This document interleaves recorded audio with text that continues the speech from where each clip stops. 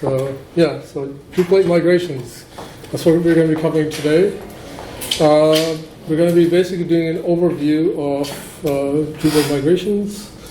My name is Salman Jaffery. I'm a developer at Forefront Labs.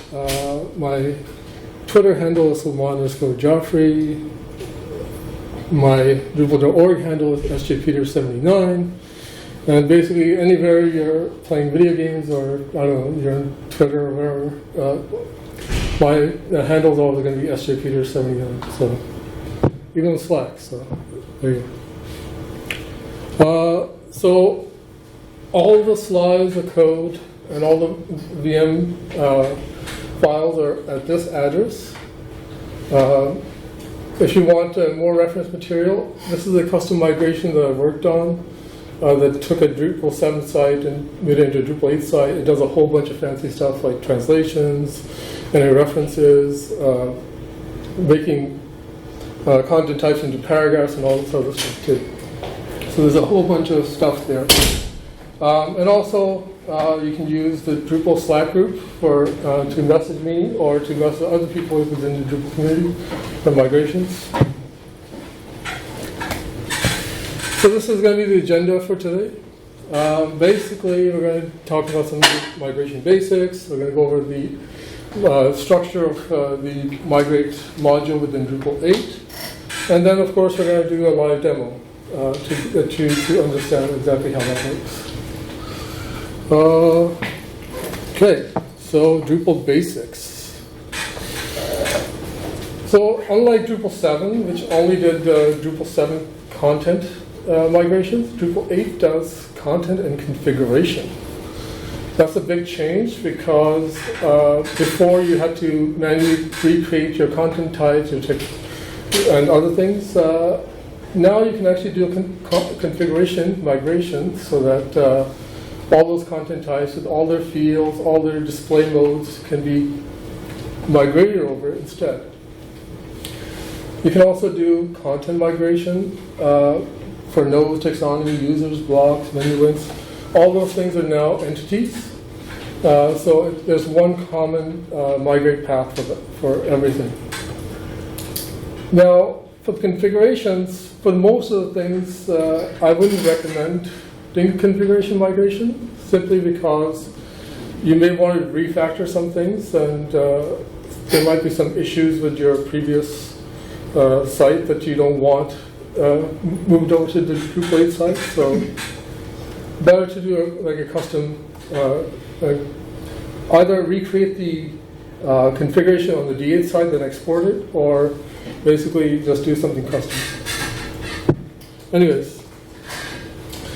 So this is a migrate overview. This is how migrations normally go. Well, there's always three components: the source, the process, and the destination. The source is basically where your content is coming from, the destination where your content is going, and the process in the middle is a pipeline where you're doing all the mappings. Oh, and if you guys have any questions, you can interrupt me and ask me questions, because sometimes people forget the questions at the end. Okay, as I said, migrations consist of source, processor, and destination. The source is basically, could be a SQL base, could be a file base, or it could be even embedded data within the actual configuration files. The processing is, of course, the mapping. So basically, you take the source field, map it to the destination field, and destination is whatever entity is going into it at the end. So the types of migration. So there's three types of migrations. There's a manual process where you can basically manually move everything over, which of course is time consuming, but sometimes there could be some small tasks that have only a few nodes to transfer over. You may want to manually just move them over, because it may be too time consuming to actually create those migrations. Then there's a Drupal to Drupal migrations. Now, within Drupal migrate module, there's a Drupal upgrade path. So basically what that does is that it allows you to take a Drupal 6 or Drupal 7 site and run it through the migrate upgrade interface. You can map out all your things through an interface and migrate everything over. The only downside to that is that if there's any third-party libraries or any contrib modules you're using to actually define some of those field types and all those sort of things, they won't get copied over. The migrate core module can only take care of what's in Drupal core, not what's in any third-party libraries.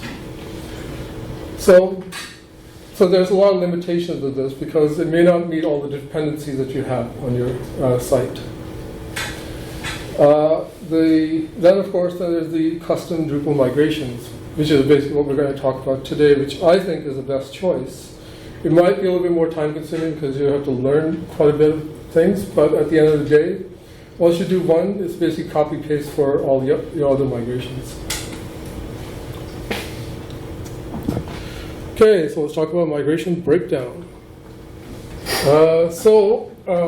I know all this stuff is going to be confusing initially, but once we dive into the code, it'll make more sense. For the migrate module, there's a file structure you have to abide by.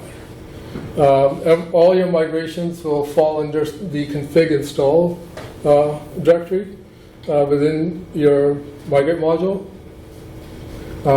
The files must be named migrate+.migration as a name.yaml. If you don't name them in this way, the migrate module won't pick them up. All the source plugins are stored in source plugin migrate source.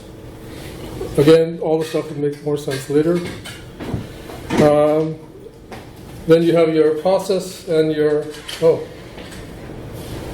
that's a typo there. Should be destination. So basically your process and destination plugins will be stored under source plugin migrate process and source plugin migrate destination. So all the migrations are YAML configuration files. It's a big change from the PHP migrations that were done before because all of this is just YAML. If you don't know YAML, it's not that hard to learn. It's basically a very simple layout and requires very little code. There's actually no code at all that you have to write. It's all just a configuration, key value pairs. So anyway, so the YAML breakdown is basically at the top of the file you have like identifiers, then you'll define your source, your process, and your destinations, and at the end you'll define all your migration dependencies. So you can actually write a migration without having to write any PHP code, which is a big change. This is an example file. It's actually going down this way and then going up that way. So at the top, this blue section is where you're defining the identifier. It's basically every migration is going to have an ID. You can have migration tags, so if you wanted to run a group of migrations that had a specific tag, you could run that using those tags. Migration group basically means that this migration belongs to this group, and that group could have some shared configurations that could apply to all migrations. Dependencies. This is very key here. So in Drupal 8, pretty much pretty much anything is a configuration. What I mean by that is that when Drupal imports a YAML file or some sort of configuration file, it imports it into the database, and then if you delete the file, it doesn't complain about it. So, but what happens is that let's say you want to update that configuration. If you try to import the same configuration again, it's going to complain that it already exists and you can't update it. So instead, what you want to do is you want to remove that feature that has that configuration and then re-import it. So this basically, this part here, dependency enforced module, Drupal migration, which is the module name. This basically makes sure that when you uninstall this module, that it deletes this configuration from the system. That doesn't mean that it will get rid of any related information from within the database. It just means that it'll just disable it within the actual system, so that you can re-import it and then it'll update it and enable it again. The source down here, which is saying source plugin target, this is basically saying that for the source, we're going to use a plugin called article node. And the article node is going to use this database, source migration. That you can define an external database in your settings.php file. That's where you define all your other database connections. So this will use article node, which is, we'll look at that later because that's a custom plugin that I've created. And then source migration is the database that uses. The process steps here, this is just doing all the mappings. So it's a key value pair. So a lot of the ones are going to be like this title, which is basically doing a one-to-one mapping.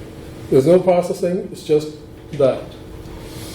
Other things like default type, which we're basically saying that we're going to assign a default value, and the default value is going to be commitment. Then, of course, we have a body. So you can, body field within D7 had just a blob and some text formatters, right? So in D8, you can actually assign the values in like this, where you have body / and the property. And here we're saying the value is going to be the body field for the D7 type. We're also applying a default formatter, so for lang code, whatever. Destination, we're saying entity node.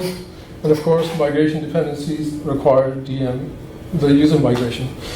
Basically, this migration won't run unless the user migration has been run. Okay, let's continue. So migration sources can be embedded data. So basically, you can actually embed a whole bunch of data within your configuration files.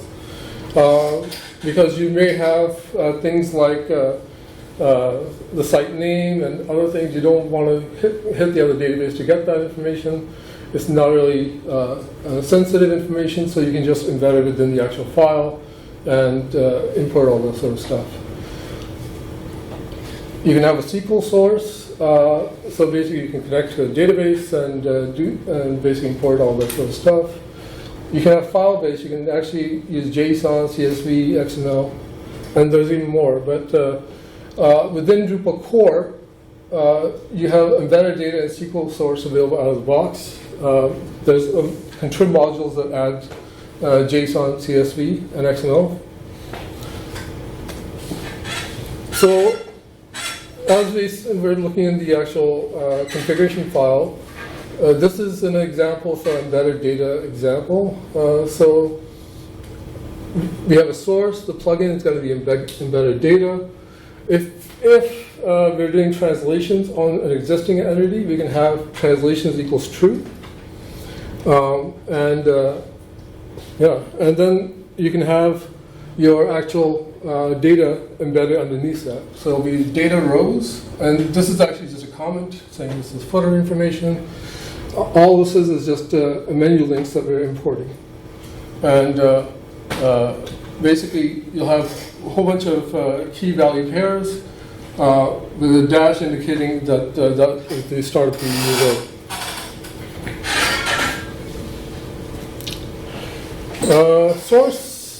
SQL source example. So this is basically showing off SQL source example plugin. We have a user import, which is a plugin ID. So within Drupal, if you want to define a plugin for anything, So within Drupal, we have things that are called plugins. And plugins are any bit of code that you want to run anywhere else. So you basically create a class, and you can pass in a bunch of things into it, and it'll spit back your stuff.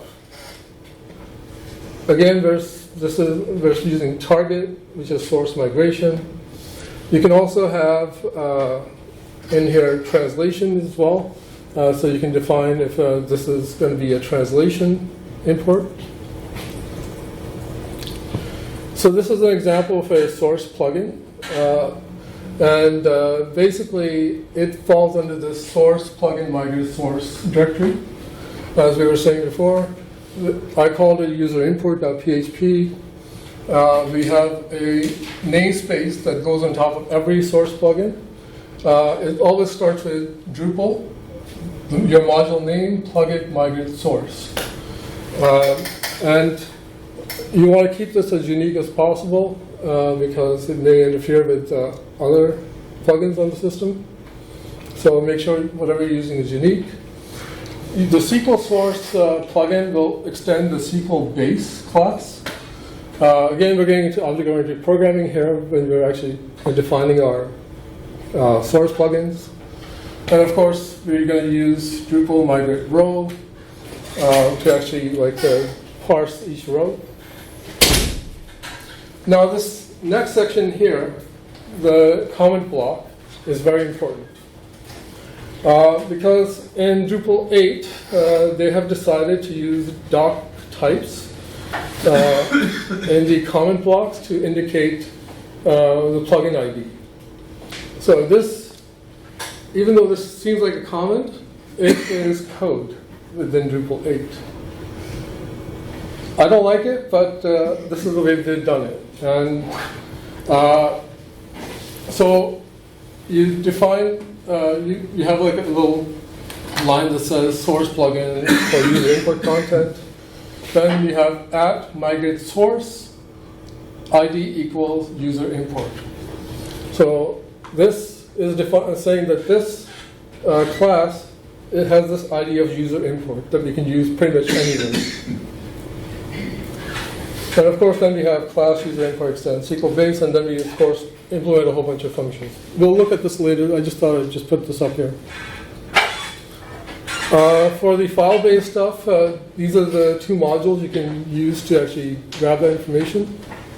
So there's Drupal migrate CSV and there's a JSON parser within the migrate plus module. So I'll leave that for now because I'm not going to really cover the contrib stuff. So that's all the source plugins that are currently available in migrate module. You can always define your own as well using the SQL-based plugin or some other plugin. Now let's look at the actual processing, where we actually do the mapping and all this sort of other stuff. So the process section contains all source and destination mappings, as I've already said. Mappings are done in a key value pairing. Values can be transformed using process plugins. So as the mantra is going, basically everything within Drupal can become a plugin, and you can use it to do whatever you want.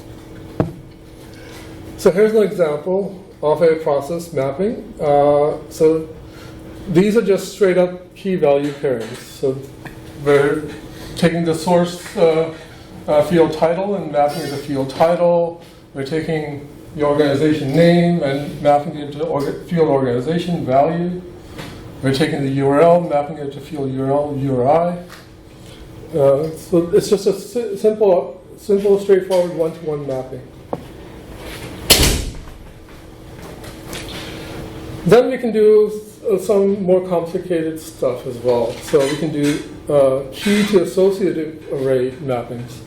So what this will allow us to do is it'll allow us to take whatever value is coming in from an external site, or in this case, we're not even looking at the external site, we're just saying, for the type, we're going to just say that this is going to have a type for article, right?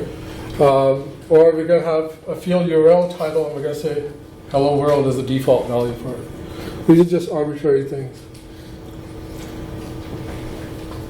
But then we could do something like this, where we're basically saying that, okay, so we're importing a piece of content that has a user associated with it. But we don't know what that user ID is, we don't want to look it up.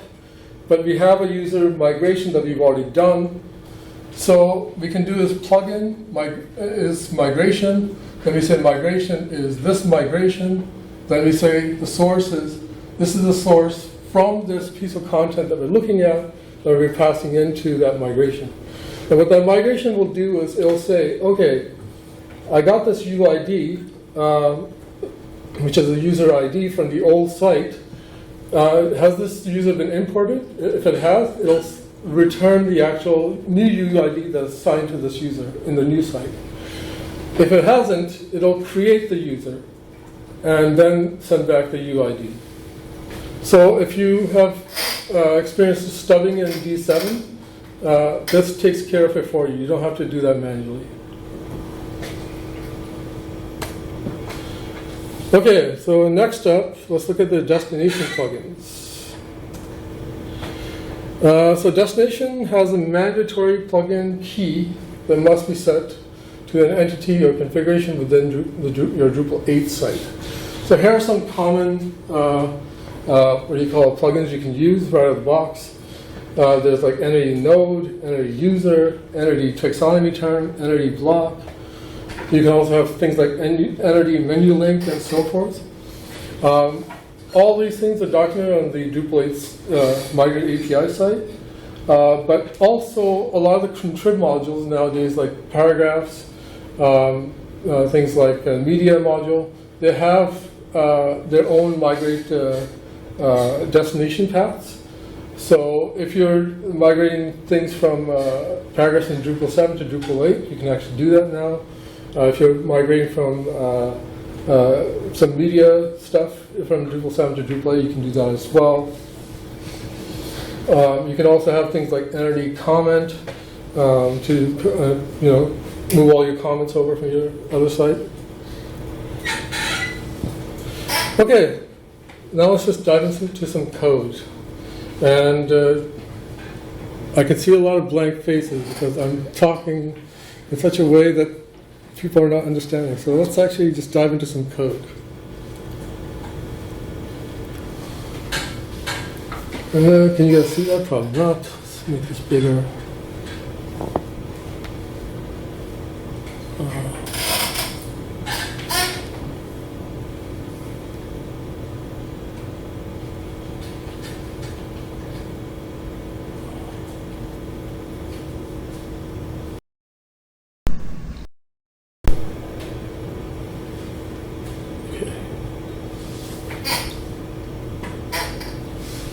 How's that?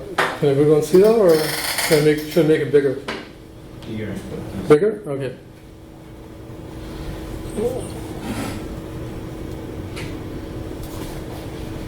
Better? Yeah. Okay. So this is the demo I've prepared for you guys.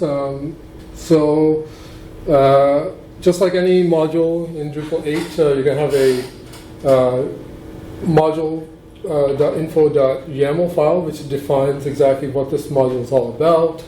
So I give it a name, I give it a description, the type, core, etc. that have these dependencies. Pretty much universally, everyone's going to have these dependencies. For whichever migration you're running, you can have migrate, migrate plus, and migrate tools. Migrate and migrate tools comes as part of Drupal core, so you don't have to worry about that. Migrate Plus is a contrib module, and it adds a lot of the JSON parsing, CSV parsing, and a whole bunch of other nice little features that makes your life much easier. Then, of course, on this side, we have config install, which will hold all your configurations. No matter what they could be, it'll hold all those YAML configuration files. Ignore this D7 variant folder because that's my Vega machine that I was running. Then we have a source directory, and the source directory has so I can make this.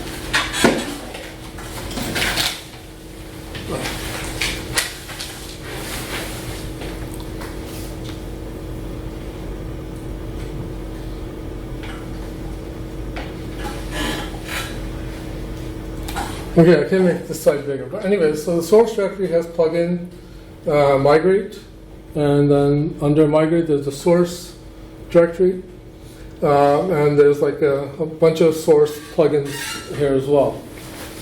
So basically what's happening is that anytime you have anything inside your install directory, as soon as you enable this module, all these migrations get imported into Drupal 8. And then they're ready to use. You don't have to worry about them. These source plugins, on the other hand, they're not configurations. They're just PHP files. So you can make changes to them, and then they'll be updated on the fly.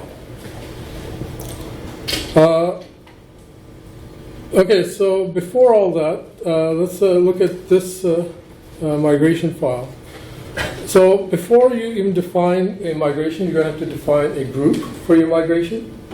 What the group is going to allow you to do is it's going to allow you to have shared configuration amongst the entire thing. So if you are doing a source, like an external source migration, which this one is doing, you can basically set the shared configuration source key to legacy. Legacy is coming from, let me just bring it up here.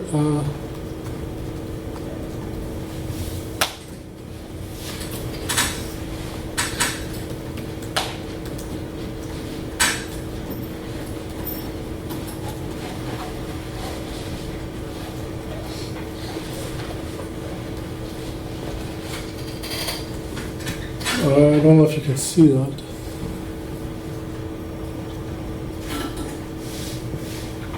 So this is inside the settings.php file. So here we normally define the default database that Drupal 8 connects to, but we can also define a legacy database.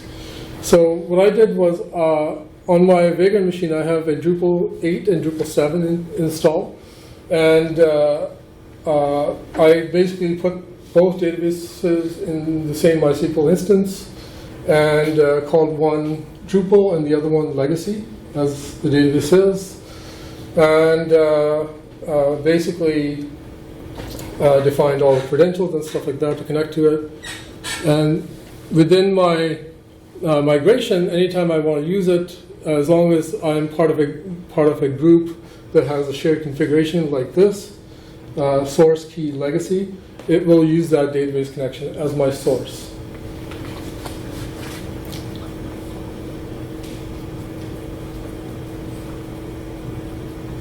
So let's look at taxonomy first, because anytime you're going to be doing any migration, you're going to have to build a inventory of all the things you're going to be moving over.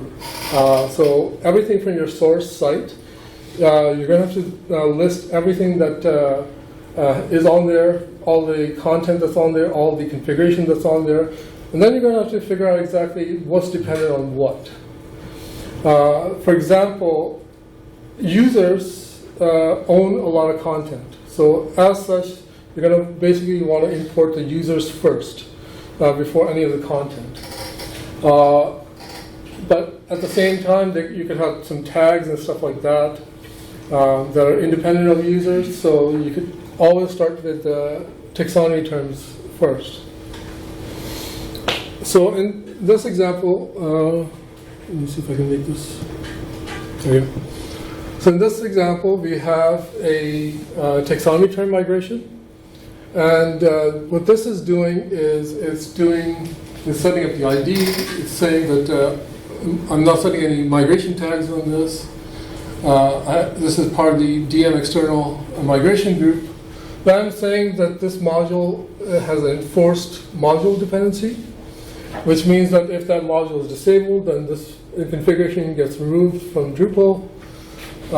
Then, of course, we have a label saying, describe this thing. Then we're saying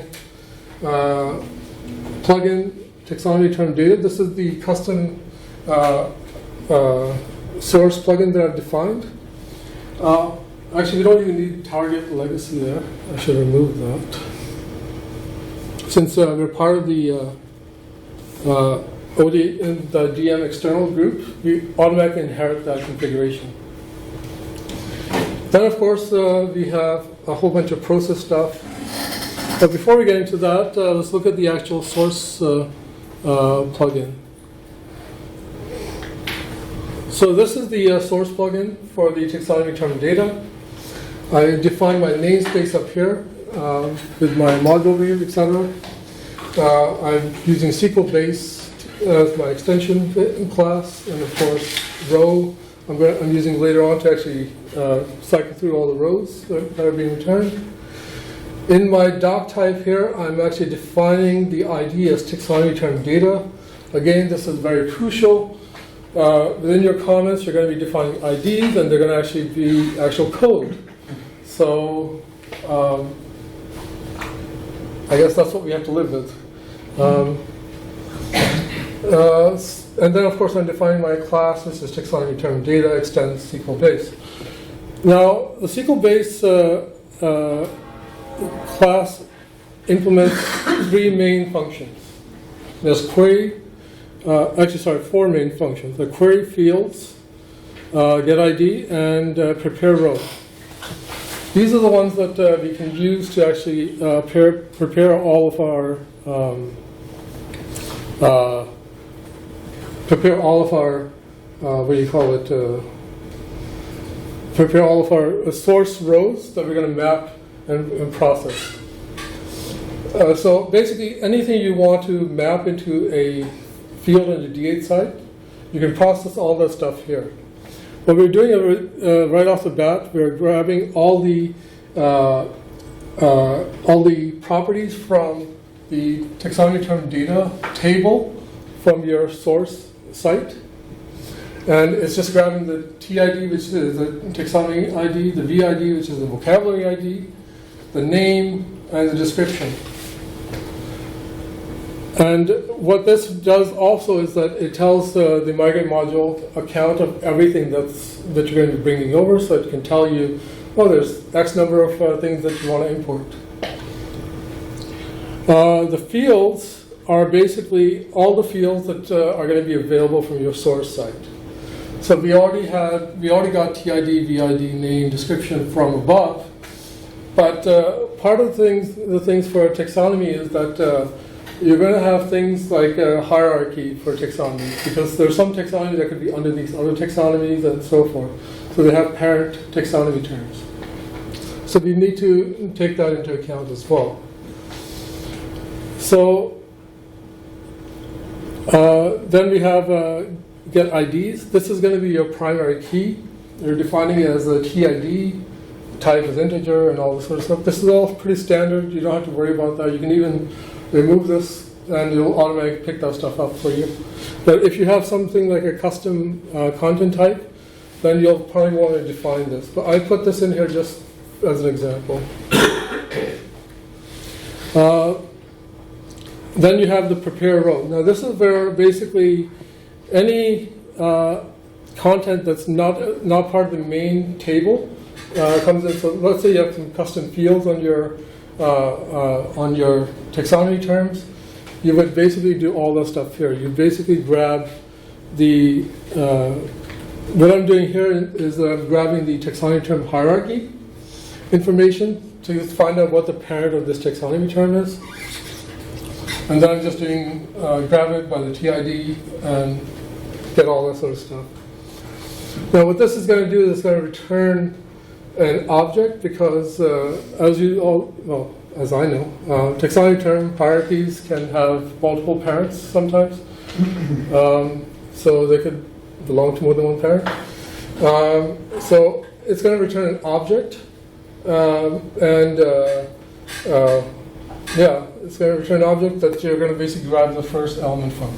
Now, if you don't know what it's going to return, what you can do is do something like a drush print R and the parent ID, or the variable that you want. Then when you're doing your migration as a trial through, it'll print out that actual value, and then you can figure out if you need to actually use the get the first element or get some, or however you want to use it. Also, what I'm doing up above is I'm basically, I kind of cheated here a little bit because I should have done a vocabulary migration as well, but instead what I did was I just hard-coded a bunch of values and said that for the get source property vid, if it's 1, use tags. If it's not, just use tags. Because I'm only caring about one vocabulary here. I should have just said VID equal tags instead, but I just put it in there. Then of course we're doing return parent, prepare row, and bringing it back. It's always a good idea to have the parent class prepare the row because it could take care of some of the it could take care of making sure that all the information in there is safe to be imported. But then again, if you're doing something very custom to a very custom entity, then you may not want to do that. Okay, so let's go back to this. So that was the source taxonomy term data plugin. So in our process thing, what we're basically doing is we're doing TID equals TID. Now that says that we're assigning TID equals TID, but that does not mean that that's the TID is going to be assigned in the Drupal 8 site. What it actually means is that you're doing this so that if that TID is available, then it will assign it. Otherwise, it will know for future that this is the TID that existed on the old site. Again, we're doing VID equals that. Unlike Drupal 7, where VIDs for integers, in Drupal 8, they are machine names. So that's a change there. Then of course we're assigning name as a property. Then we're saying the description value is going to be description, and the description format is just going to be rich text. We're taking over the weight and so forth. Then we get down here to a little bit more complicated things. What this is doing is that it's saying that, okay, what we want to do is we want to assign the parent. But we need to transform that data because we don't want to import, we don't want to basically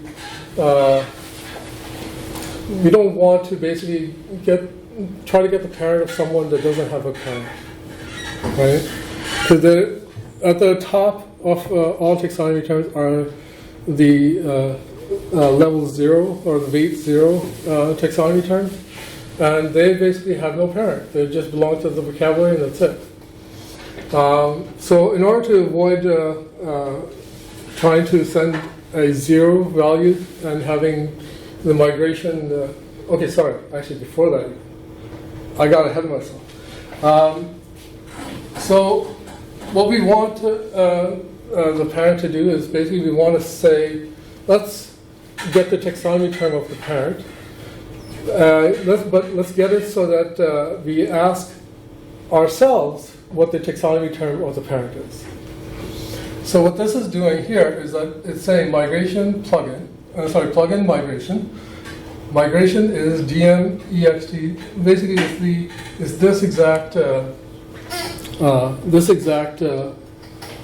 taxonomy term migration,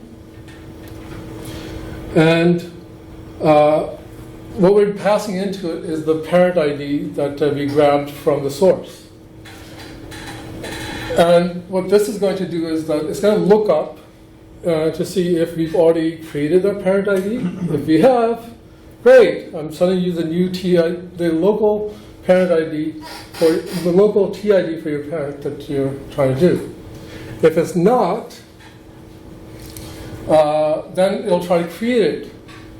But that's where the problem for the taxonomy term that has no parent comes in. Because when that's the case on the Drupal 7 site, it sets the TID, the parent ID as 0, which is which doesn't really line up with anything. So for those things, what we want to do is we want to use a plugin called skip on empty. Now 0 is not empty, but the skip on empty skips on null and false. 0 is considered false. So it'll use a method called process, and then it'll use the parent ID that we got from our source plugin. So if it's 0, it'll say, oh, it's 0, so let's skip it. And they'll go down here and say, oh, the parent ID was 0, so let's just set it as 0. But if it's not, what it's going to do is it's going to get past this and then go on to this part. Otherwise, it won't. So it'll go on to here. It'll say, okay, grab me the taxonomy term ID of the parent for this taxonomy term. If it hasn't been created, it'll create it and then return it. If it has been created, it'll just return it. Then I'll go down here and say, oh, is the value 0? No, it's not. So we're not gonna bother with this. Instead, we're going to say source is equal to @parent ID. What @parent ID is doing is it's letting you use this key up here as a variable, and letting you assign it and use it as a source here, and then assigning it to parent. So yeah, you can do variables within your YAML file, which is interesting. Okay, so let's move on from there. User import is pretty much the same way. We have a whole bunch of processing done. We have basically the same setup at the top. We have a plugin called user import. Again, we don't need that, but others. Then, of course, we have a process. We're just doing a straight up key pair stuff, except for the language. We're doing a source language, user lang codes.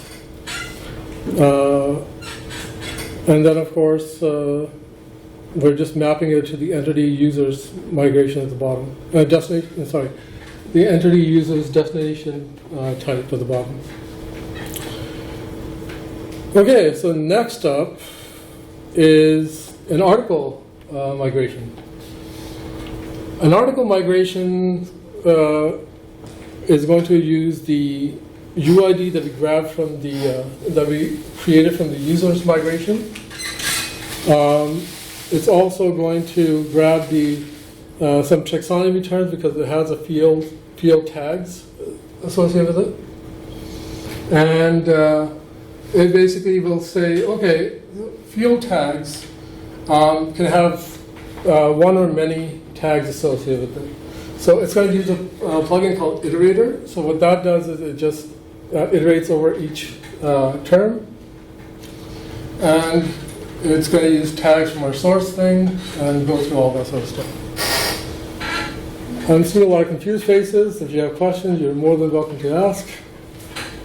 Are you bored with my thing? That's fine too.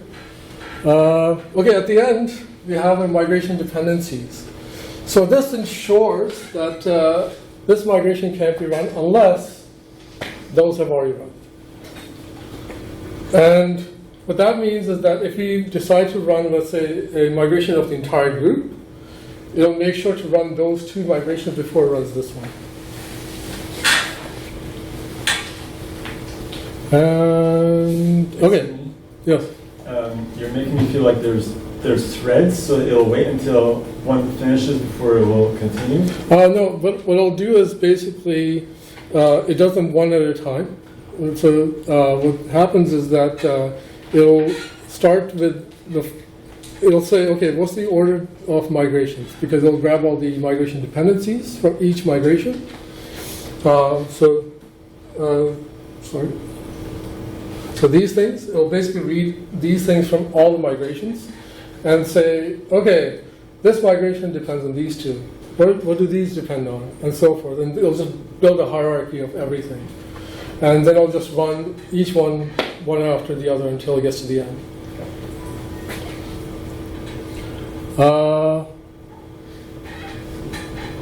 Okay, I thought I'd put this one up here. No, this one.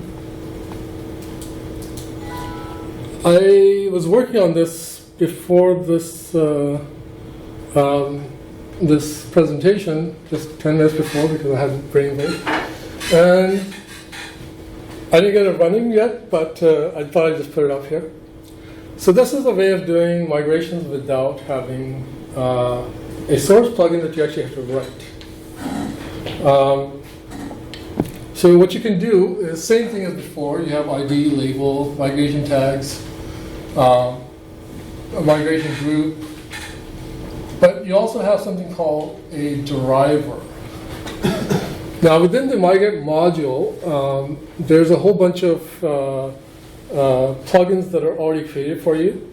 If you're doing, say, a Drupal 6 to Drupal 7 migration, sorry, a Drupal 6 to Drupal 8 migration, or a Drupal 7 to Drupal 8 migration, or if you're actually bringing stuff over from WordPress, it has a bunch of plugins already created for you out of the box.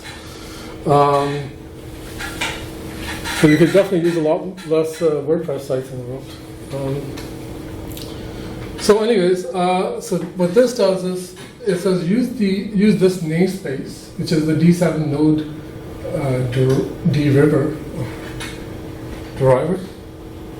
Okay, that's interesting. So, okay. So it says basically use this namespace, and it says and use the same migration group, so it knows to use the same source database. Then, of course, in our source, we're saying for the plugin, use this plugin, D7 node.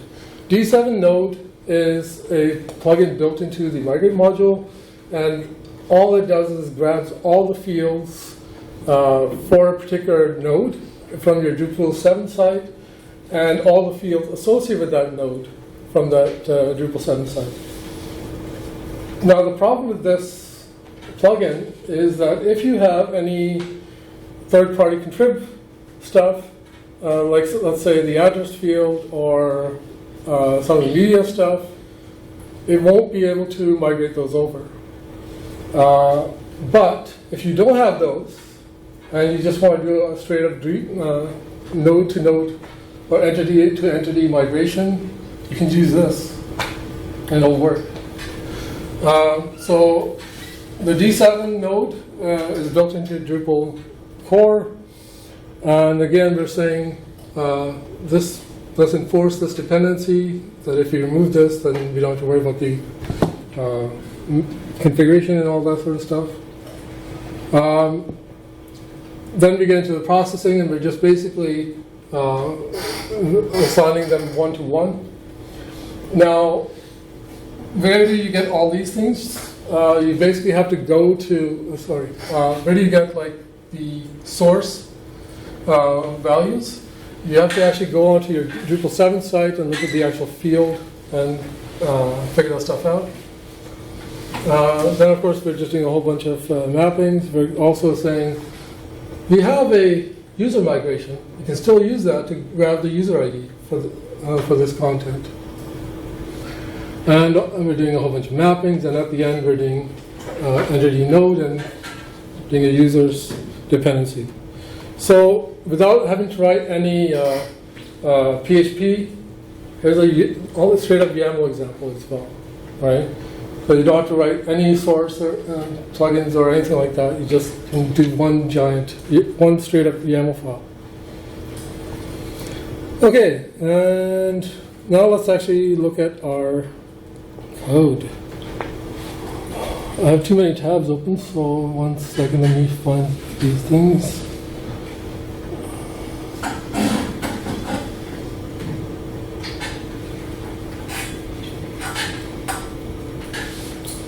Okay, so here's our typical Drupal 7 vanilla site.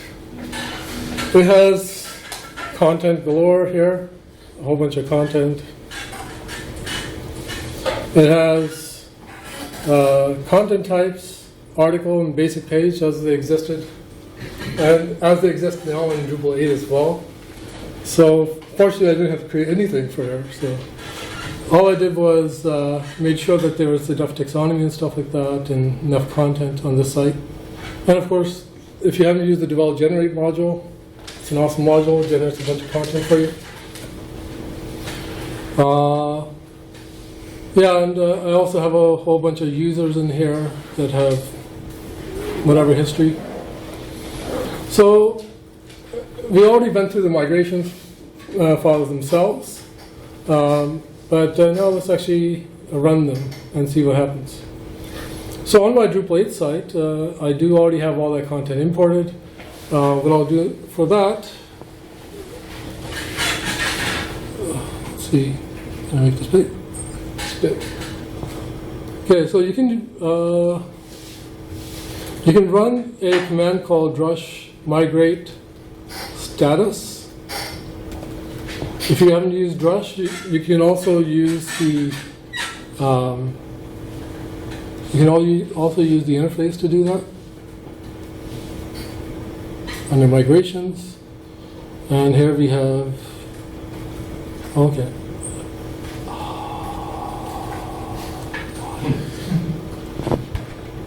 Live demos. This one works? No. Okay, well, the interface is out, so we're going to use the drush way of doing this. So let's just clear the screen, and we do a drush ms, which also does the same thing as migrate status, just a short form of saying it. So here, basically, we have all of our 3 migrations listed. Part has been cut off. And here we have status of each one, the total number of records, the total imported and 0 unprocessed.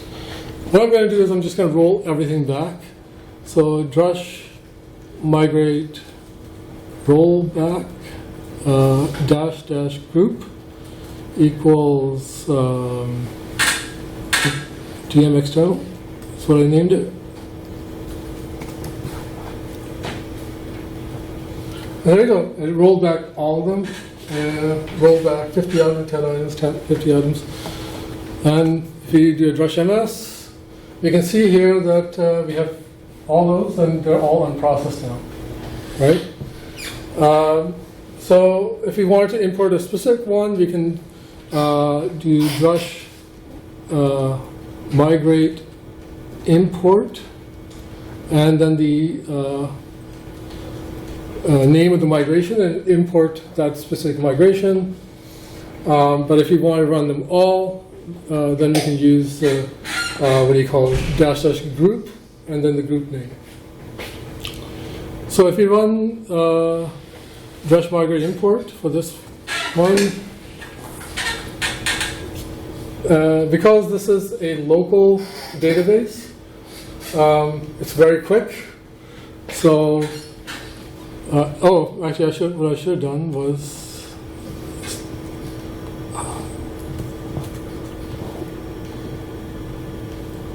it's shown you that there are no users on the site first. Why are there users on the site? Oh, right. Okay, so there's another thing there. If you create users, you can't roll them back. Simply put, because they are users and they could have ownership of different things, migrate automatically does not allow you to roll them back. What you can do instead is, if you import them, or you can do is drush migrate dash dash update, and it'll basically rerun the whole thing and just update the existing content. And there you go. So 0 created, did 50 updated. Excuse me. Yes. Is that because backwards compatible that you're importing it back again in the previous version? What do you mean exactly? You migrated, so now you're putting it back again, like importing it back?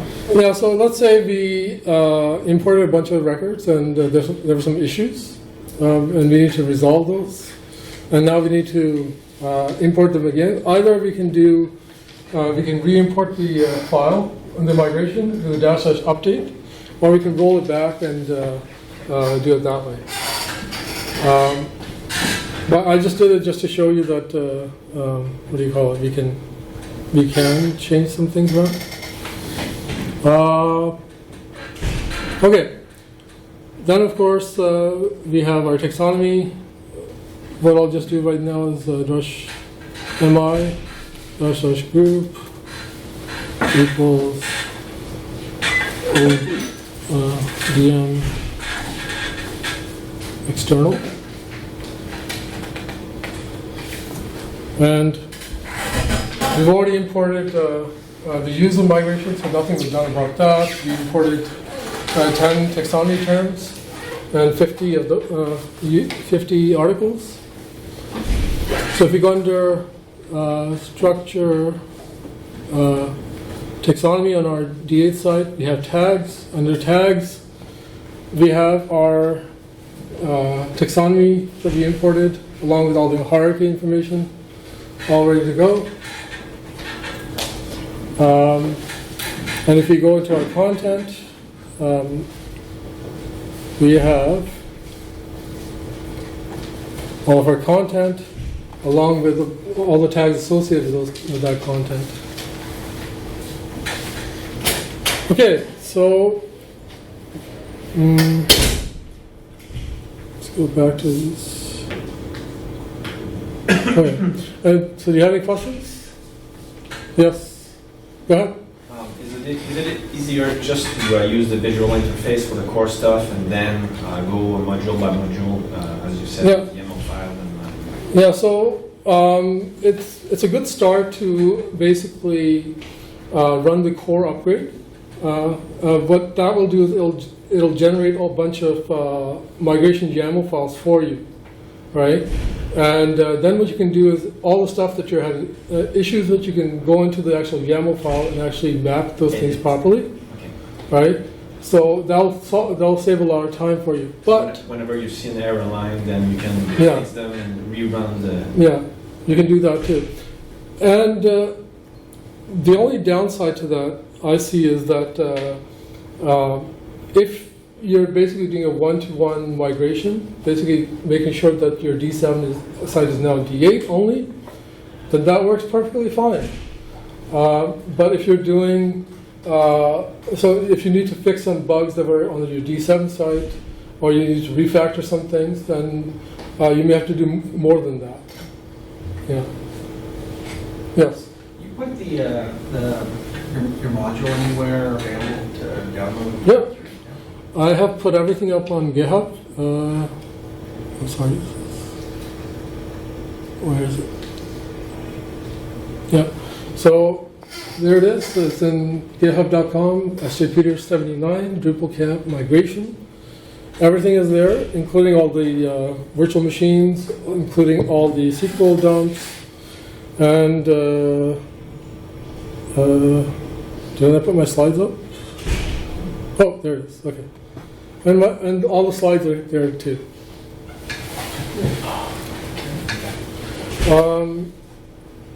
Any other questions? Yes. Have you tried to migrate multilingual sites? Yes. Because you have like a Node 1, 2, 3 for French, English, Spanish. Yeah. I can even give you an example of that right now. So how do you solve that? Okay. So when you're doing multilingual sites, you're going to have an individual migration for every single language. Okay? So, but the beauty of that is that you can copy and paste the same thing multiple times and just refer to the source. Let me just give you an example of that.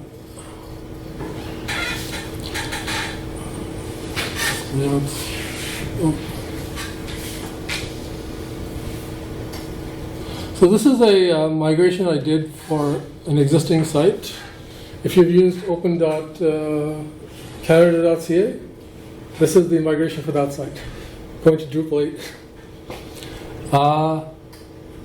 So just to give you an example, here is a Node app. So basically, it's doing the English stuff first.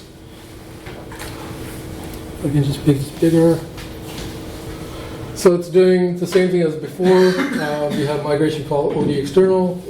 And it's got dependencies, it's got all that sort of stuff. It's got a source, which is app node. This is a custom SQL source that we defined. It's got title, UID, all that sort of stuff that we come to expect. Processing, a whole bunch of other processing. But if you wanted to take, this is the English portion. So if you wanted to make a French version of this, you would use, you'd basically copy the exact same thing, call it something else like translation or something. That's what I did here. And the only difference would be is that in your source you would define this: translations equals true. Once you do that, migrate knows that this migration is a translation migration for an existing piece of content. The next thing you'd need to do is you'd have to set up you'd have to get the NID from the existing migration that ran before, right?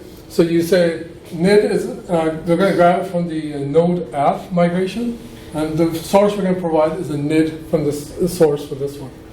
And it's going to automatically grab the NID that this belongs to. So instead of being the create, this is going to become an update. Right? We're going to add translations to an existing piece of content. Everything else is pretty much the same. The only thing else that's different is going to be at the bottom. Yeah. So here we're going to say content translation source. So here we're going to define what the source node language was. Okay? We also had, I think, to do something up here. No. Yeah. So we're basically saying this, it belongs to a English node, right? So we're going to tack on translations onto it. But everything else, down to destination, entity node is the same, and here we're also saying translations is true, right? So that's all you really need to do if you want translations to any existing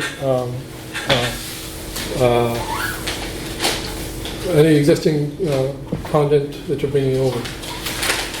All this code is also on GitHub. It's under the GitHub Open Data.